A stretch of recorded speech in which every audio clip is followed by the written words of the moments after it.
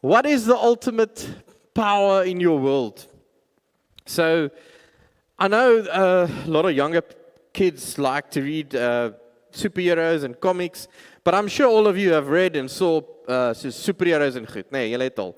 Julle het al Superman, Batman, and some of you see your husband as a superhero, which I get. So you've all seen these type of superheroes all around. Let me just move there. You've seen all of them. There's Hulk and Batman, and they've all got this one special power or this thing that they can do that can change the world for good. If I were to ask you as a grown-up today, as ek jou soos 'n groot mens moet vra vandag, wat sou jou superpower moet wees as 'n groot mens vandag? As jy vandag die keuse gehad het om 'n krag of 'n power te hê, wat sou dit wees? If you had a power today, which one, what would you choose? Laat ek hoor, wat sal julle vat?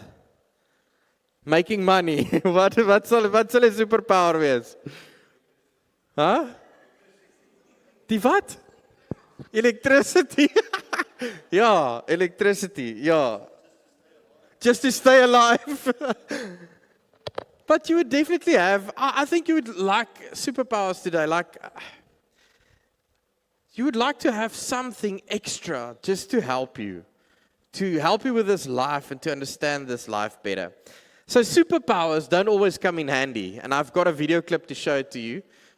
If I can go to the next one. This is an interview between Batman and then Aquaman. Aquaman is this guy who lives underwater. You can do it! I can do it. I can do a lot. That's exactly what I'm saying. Sorry, Aquafina. Aquaman. And you ask anybody on the Justice League, they'll tell you I am an invaluable member of this team. Okay. All right, Dasani. Lay it on me. Tell me what you can do, Mountain Valley Spring. Okay.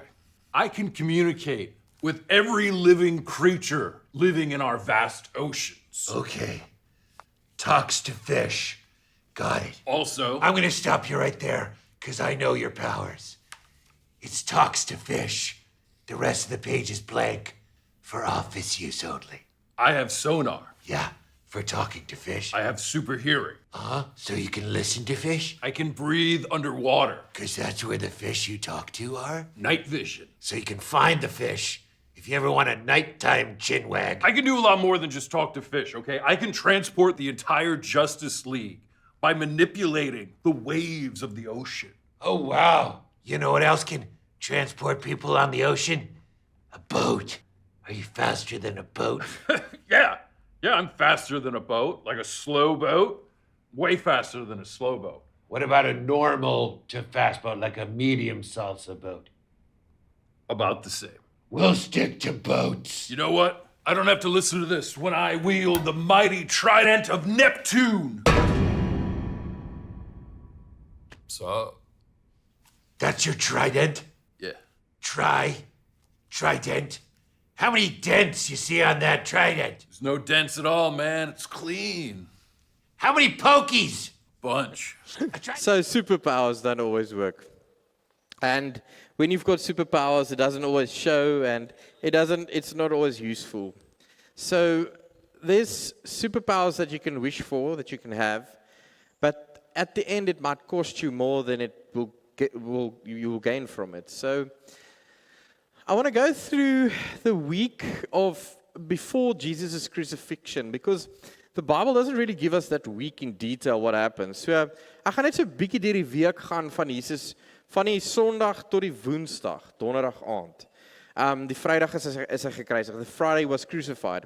But what happened in that week? There's a few events that happened in that week. If you want to follow, it's in Mark 11, going from Mark 11 to 14. It's not really chronologically set out in Mark. It is chronologically set out in Mark, but it doesn't clearly say the afternoon, the day, etc. So I'm just going to put it out like a story. So on the Sunday, Jesus stays outside of Jerusalem at Bethany. He stays there. Now remember, this Jerusalem is this big city with huge walls, etc. So you have to enter the city every time. When Jesus enters the city on the Sunday, he calls for a colt or a donkey. Hy gaan roep 'n donkey. Jesus comes to Jerusalem as king, Mark 11 verse 1. As they approached Jerusalem and came to Bethany at the Mount of Olives, Jesus sent 2 disciples, saying to them, now, We all see Jesus' superpowers as healing the sick and letting the blind see, letting them hear, letting them.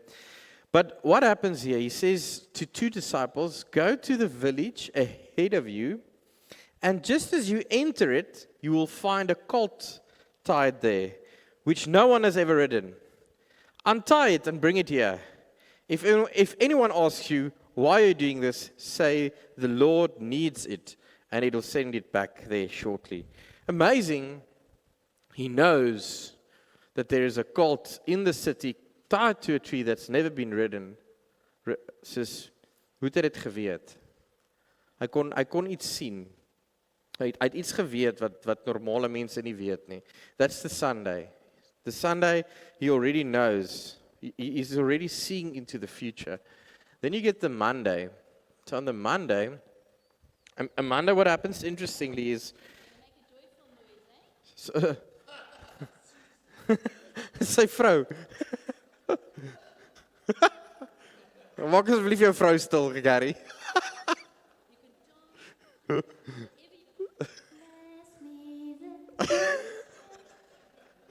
I'm so glad we're all working together. Okay, Sunday. He calls out the colt. Hy roep die donkie met die ouens. En aan die maandag, he curses the fig tree, die vyeboom, and he chases the looters out of the temple. So he enters the city on the Sunday, and on the Monday he comes in. Now this precision on the Sunday was actually a big thing, because he would enter on the east, and then the precision of the emperor would enter on the west. And it was these two precisions happening at exactly the same time. So aan die een kant kom Jesus in op 'n donkie, en aan die ander kant kom die koning in met leer en soldate, en jy kan daai arende sien van die soldate, en aan Jesus kom, die een koning kom met 'n donkie, en mense lê palmtakke voor hom neer, en die ander koning kom as hierdie regeerder met mag, with power and might. He comes in this side, and this side Jesus comes on a donkey. And then as he enters the city on the Monday, he curses the fig tree for not having fruits, and he causes a lot of disruption in the temple. Now this is major, because God is not everywhere. God is only in the temple. So if you want to find God somewhere, you need to go to the temple. It's ons dink baie keer nog so vandag. As jy die Here wil kry, gaan na die kerk toe. Daar's die Here. Nee, they thought like that. Go to church, you'll find the Lord there. Now, Jesus is walking into church where the Lord is, and he's throwing people around and he's causing destruction. So it obviously upsets a lot of people. It upsets a lot of people, but what we don't know, and what's interesting, is this is also a prophecy happening that Jeremiah spoke of about 600-700 years before Jesus. And listen to this interesting text about Jeremiah. It says, this is the word that came to Jeremiah from the Lord. Stand at the gate of the Lord's house and there proclaim this message. Hear the word, O Lord, all you people of Judah who come through these gates to worship the Lord. This is what the Lord Almighty, the God of Israel, says. Reform your ways and your actions, and I will let you live in this place. Do not trust in deceptive words, and say, go to the next one, say this is the temple of the Lord, the temple of the Lord, the temple of the Lord. 600-700 jaar voor Christus was daar al korrupsie in die tempel. Was daar al moeilikheid in die tempel. If you really want to change your ways and your actions and deal with each other justly, if you do not oppress the foreigner, the fatherless or the widow, en daai tyd, in Jeremia se tyd al, het hulle al moeilikheid gemaak in die tempel. So dis nou die maandag, wat op die maandag gebeur. That's interesting on the Monday. So on the Tuesday, what happens on the Tuesday, it's interesting, there is about, Marcus Borg writes about it. He says about 2/3 of the Tuesday consists of conflict with the temple authorities and their associates. So, Jesus begin moeilikheid maak Sondag, Maandag, Dinsdag. Maandag gooi die mense in die tempel rond. Dinsdag beklei hy nog steeds met hulle. He's fighting with them on Tuesday. So he's fighting with these religious leaders. Now, what is these religious leaders? What do they want to do? They just want to have peace. Why? Because the Roman Empire is this big empire. And there are many religions in the Roman Empire. And Christianity is one of them. But as soon as something gets out of hand, the Roman Empire comes and destroys it. So they can pray whoever they want to pray to as long as they don't cause trouble. Jesus is now going to the center, going to where God is, the center, the temple, and he's causing trouble in the temple. And it's upsetting people. And then on the Tuesday, 2/3, he's confronting 2/3 of me. The remaining of chapter 13 of Mark 13 warns of the destruction of the temple and speaks of the coming of the Son of Man. Jesus sê selfs, hierdie tempel, this place where God lives, it's going to break. It's going to fall down. It's going to break into pieces. Dit gaan vernietig word. On Tuesday, that preceding contrast between the Jewish authorities and the Jewish crowd is repeated 3 times. You get this tension building up all the time, from the Sunday, the Monday, the Tuesday, getting to the Wednesday. On the Wednesday, they're already now very upset. They want to kill Jesus. Why do they want to kill Jesus? Because if they don't stop Jesus, the Roman Empire will come and destroy all the Jewish people. So they want to stop Jesus. And it says later in the text, it says, it's better for one man to die than for a whole nation to die. Dis wat Caiaphas sê. Caiaphas sê dit later in Markus. Dan sê hy, dis beter dat een ou net doodgaan en dan as 'n vrede is, as wat almal doodgaan. So, the chief priests, they just want to maintain peace and order. Now, interesting what I read about the chief priests is hierdie priesters en hierdie hooggeleerdes they were rich people. They were rich people, and they were usually aristocrats chosen out of rich families, and they would become priests, and they would stay priests. And the poor people would always stay poor. So the temple structure, the religion of Jesus' time, and the way they used the temple was to manipulate and to bully the poor and the ill and the sick and those who are not welcome. And that is what Jesus fought for. So on the Wednesday, it builds up. This chief priests, they get together, they say, okay, we're going to have to kill him. We're going to have to find stealth and to kill him. An unknown woman anoints him on the Wednesday. You get that daai dierolie, where she breaks the oil and she pours it over his head. And then Judas says, why are you wasting the church's money? Nee, what we hear today in church as well. Hoekom mors julle die kerk se geld deur olie op hierdie man se kop te gooi? Interessant, een van die tekste sê dat Judas said it because he was actually worried about his own money. He was actually worried about his own wallet. So the woman anoints him, but it was actually like a preparation for his death. And I don't think they realize it at the moment. Because he's fighting Sunday, he's fighting Monday, he's fighting Tuesday. Wednesday, he's pouring oil on his head, preparing him for death. On Wednesday, he also reveals that one in his inner circle will betray him. Sunday, Monday, Tuesday, Wednesday, he only lost his temper on Monday. He didn't lose his temper anywhere else. On Wednesday, he didn't lose his temper. If I was to sit at a table this afternoon with anyone here who I know had ordered a hit on me, how would I react? And I would have known it. Hoe sou jy reageer? As jy vanmiddag aan tafel sit, en daar's iemand aan tafel wat jy wil doodmaak, en hulle het klaar betaal, hulle is klaar reg, what would you do? Jesus knew. As he knew on the Sunday, he knew about the donkey, the colt, he knows on the Wednesday, he knows about this one who's going to betray him. It climaxes to the Thursday, and I want to end on the Thursday because next week as we go to the crucifixion, I will do the Easter weekend. So on the Thursday, the Holy Thursday is full of drama.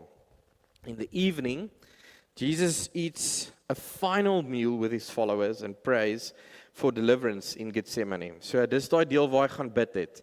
So on Thursday, it's building up to a climax. He knows now what is going to happen. He's going to die. But remember, his followers don't believe he's going to die because they've seen him raise people from the dead. They've seen him let blind people see. They've seen him heal sick people. They've seen what this guy can do. So this guy, he can't die. He's a superhero. He's got superpowers. He can see cults in the future. He can see who's going to betray him. Why would he die? Why would this guy die? He's our hero. He's our superhero. So he prays in Gethsemane. Hy bid dat sy sweet bloed word. He's betrayed by Judas. He's denied by Peter and abandoned by the rest of his disciples when he gets arrested in darkness. That's what happens on the Thursday.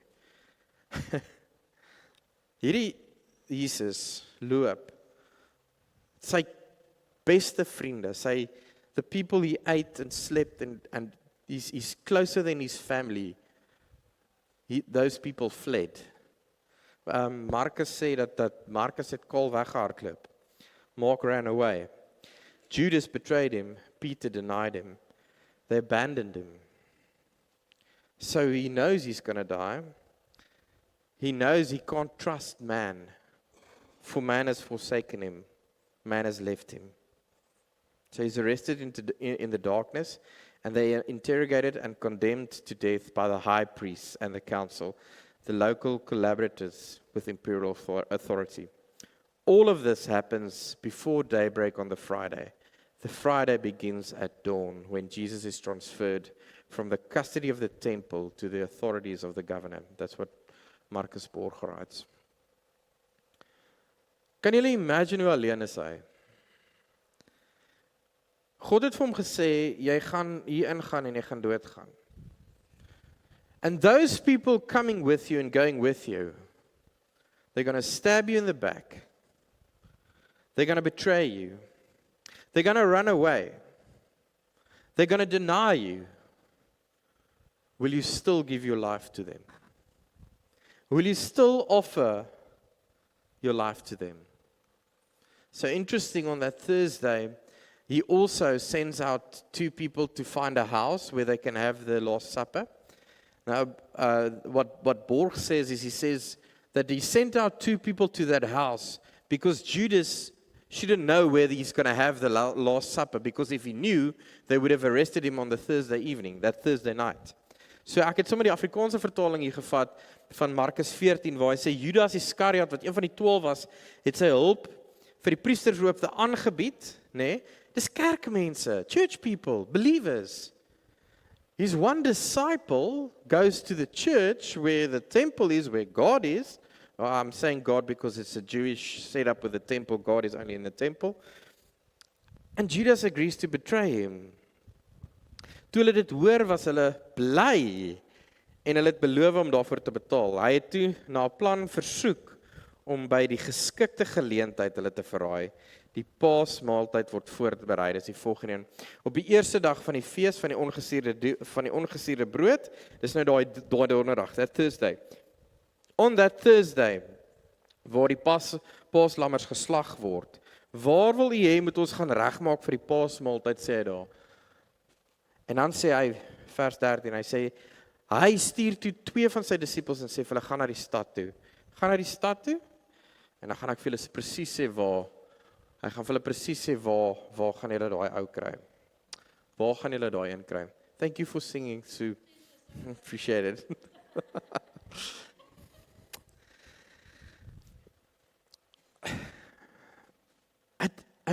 At any point between Sunday, Monday, Tuesday, Wednesday, Thursday, not at one point Jesus was forced to do what he was doing. At any point he could have gotten out. On Sunday he could have gotten out. Going into Jerusalem, he knew he was going to die. On Monday he's fighting with the Pharisees, knowing they're going to kill him. On Tuesday, fighting again with them, knowing they're going to kill him. On Wednesday, acknowledging the person who's going to betray and kill him. On Thursday, being in the garden, praying, say, Lord, I want to get out of this. How will you go ahead and trust people? Jesus had this superpower. It was not always the power that heals and blesses, and He had the power to see beyond. He had the power to see in the future. But more than that, he had the power to see into people's hearts. Going back to Noah, when he looked at the world, he said, the world is full of evil. And actually, I just want to destroy it. I want to burn it. I want to flood it. But when I look at Noah, there are good people in this world. There are good people in this world. And if I ask you today, what is your superpower? Or what would you want your superpower to be? Maybe to see into the future as Jesus did. But like that video clip in the beginning, it has its advantages and disadvantages, né? Because then you know exactly when your wife is going to get mad and what she's going to say. You know exactly when your mother is mad at you. You know exactly when your kids are naughty. You know exactly. So there's bad and good to that. What would be the best superpower? To create money? I don't know.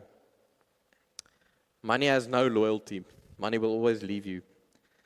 I think one of the best superpowers you can have maybe is to say that, to trust in the Lord, because He can see further than what I can see. So Proverbs says, trust in the Lord with all your heart and lean not on your own understanding. In all your ways submit to Him and make your paths straight. This is such a difficult task because not even the disciples could do it. Sy eie disippels kon dit nie doen nie. Hulle het weggehardloop, hom in die rug gesteek. Hulle was bang. Toe hy moes nog gekruisig is, toe sê die vrou vir Petrus, ken jy daai man? Sê hy, nee, ek ken hom nie. Hy het 3 keer gesê, ek ken hom nie. En dan die vertaling sê eintlik, hy het gevloek. Hy het gesê, rarig, ek ken nie daai ou nie. En dit was dieselfde Petrus wat op water geloop het. Saam met Jesus. En Jesus het gesê, I will commit to humankind because they are not just evil. They are not just bad. I want to show you that last video clip.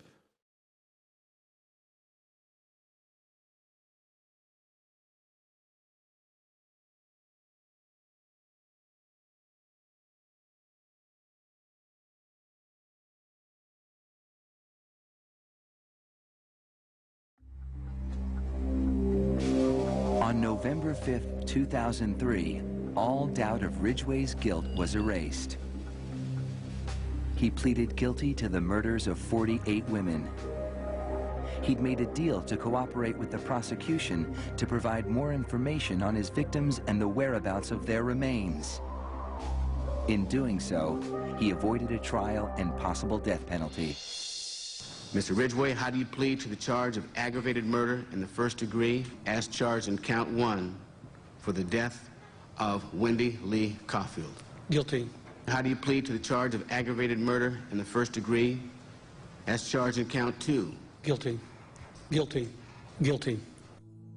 It's like he didn't have any remorse at all for what he had done. You know, he'd killed so many people, he didn't remember who they were, what they looked like. I just couldn't believe that somebody could kill all those people and not remember them. Neither could the angry relatives of his victims, who were invited to speak in court when Ridgway was sentenced to life without parole on December 18, 2003. You had said your memory, when it comes to all of the women you took, was gone. Our memory is not. In your words, you said that they didn't mean anything to you, but she meant everything to us. She was a mother, she was a wife, she was a sister, and we miss her. Gary Ridgway sat there stone-faced as victims' relatives damned him and mocked him. He's an animal. I wish for him to have a long, suffering, cruel death. He's gonna go to hell, and that's where he belongs.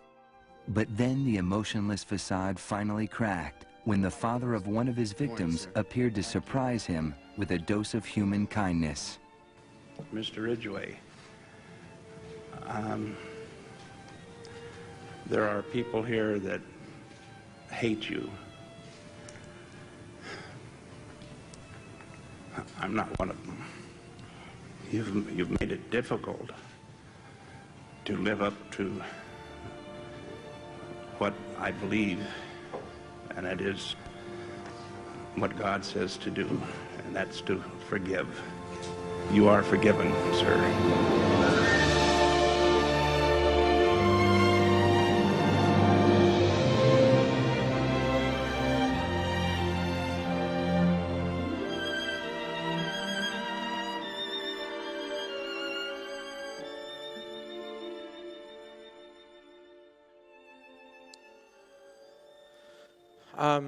I have no idea if I would be able to do that.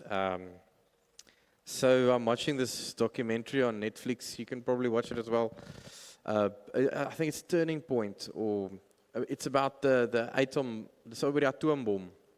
En eintlik oor die oorlog in Rusland en Oekraïne en dat hulle in 1941 they created the first atom bomb. It was Oppenheimer and what it did, and how because they couldn't kill the Japanese in World War, they struggled to fight the Japanese on the ground, and so they created this bomb, the atom bomb, and they threw it in Nagasaki and Hiroshima.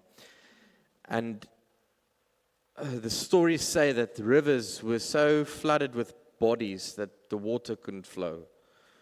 How many people, that people's clothes burned to their skin, that ashes started to rain, black ashes from the clouds started to rain on people and they would die. When they tested the bomb in the Mississippi area in America, about, I think it was 10 miles, I'm not exactly sure how far, there were girls playing outside and it started to rain white ash. And they thought it was snow, so they got their bathing suits on, they played it, and it was radioactive parts from the bomb, and they all died. They created a bomb, and Russia then started also creating the same bomb, and then the Cold War started, and we know all these history facts. The point is, from what this is my interpretation, so I don't know. From the World War II, there has never been peace. Well, in fact, even before World War II. But from World War II, there's never been peace. It's like humankind has always been at war with each other. It's like we've always had the capacity and the intention to fight. And we've always had ons het nog altyd die vermoë gehad om te vernietig. And if I was to take one of the greatest superpowers, it would be forgiveness. It's the one thing that changes the world. It's the one thing that changes the entire world. It's the one thing that Gaza and Palestine they need. It's the one thing that Russia and Ukraine needs.